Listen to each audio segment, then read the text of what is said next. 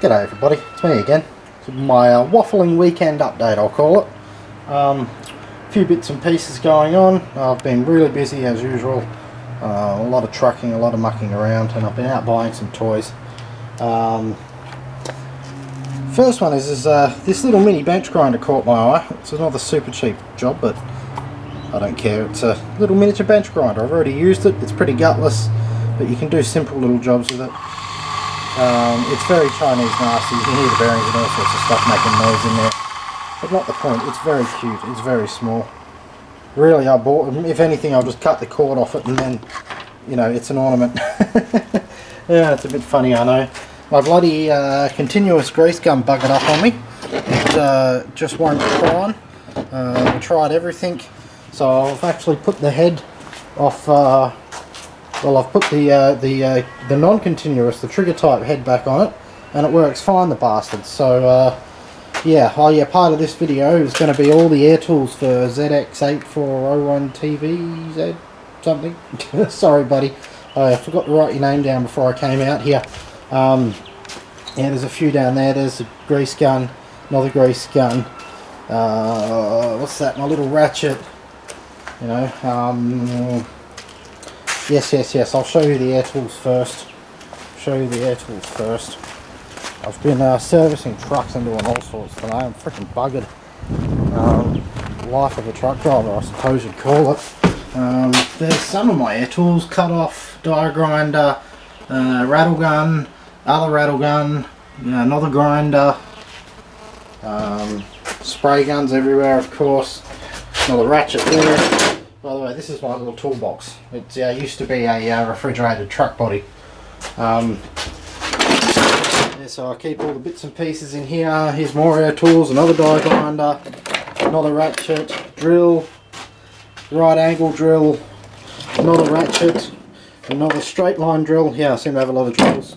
Tech screwdriver, another drill, what's that? That's a 70 degree or 60 degree orbital.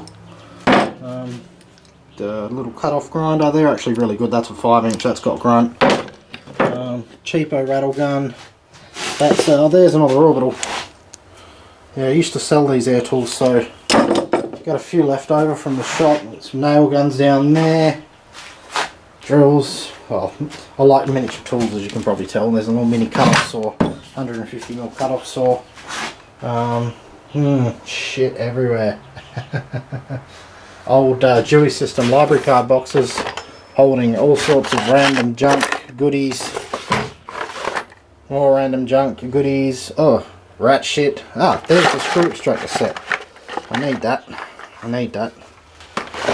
But yeah, this is where we keep all greases and sockets, paint, all sorts of stuff. There's stuff in here, these cupboards for diagnosing cars and trucks. Torque wrench. Ugh, that's full of water. I'm going to check that out. Some more car checking stuff. Brake bleeder kit, compression tester kit. There's a proper. There's a proper leak down tester. It does your cylinder leakage tester, valve leakage tester. Clutch aligning tool for the charade. The Zerkmate, the grease nipple cleaner, grease fitting cleaner. It's funny that fucking full of water.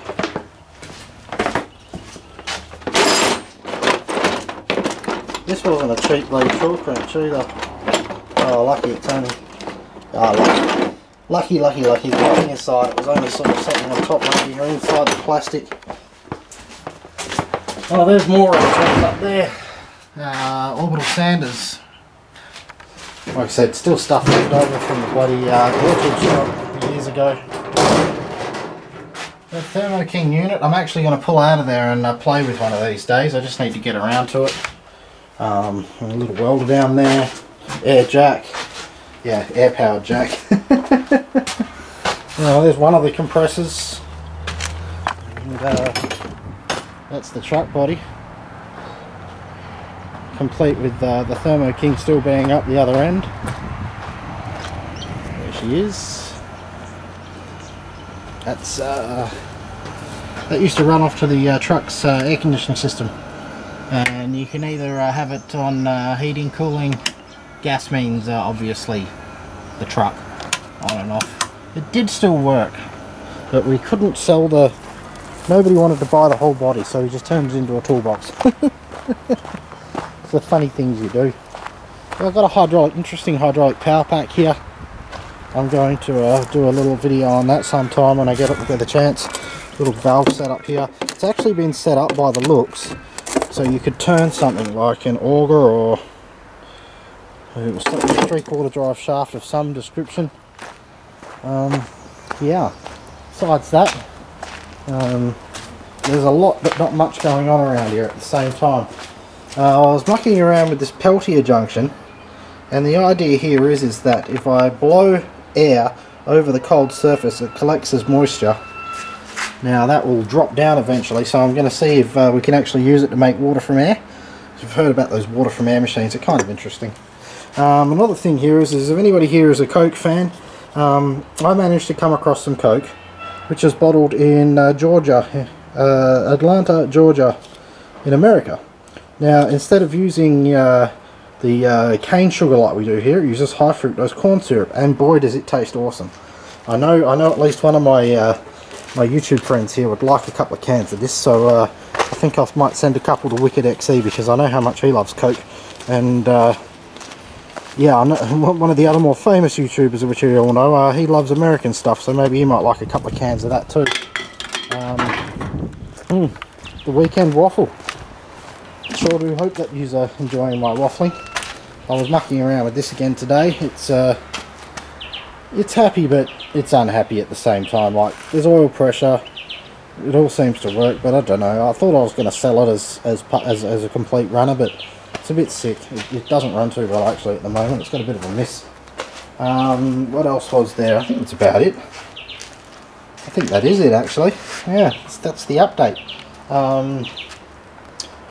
I've actually got an idea. Somebody suggested to use one of the like an N-drive MOSFET module or something like that for the Arduino to control the charging circuit, rather than how would you say, using the flyback driver like I do now. So I might actually try removing one of these, what's it called, microwave inverter, remove the flyback from it, and then pulse it with some 12 or 24 volt and see what happens. I'm not sure what that will do, but I'll, experiment and find out. I'm not sure whether they run that flyback on 20 or 240 volt or not. I'll have to find out. Plan to play with the cat bank tomorrow. I made some modifications to the charge controller so I can set the voltage now, just with the potentiometer. Oh boy, yeah, I think that's enough waffle for today. Yeah, that's it. Thanks for watching.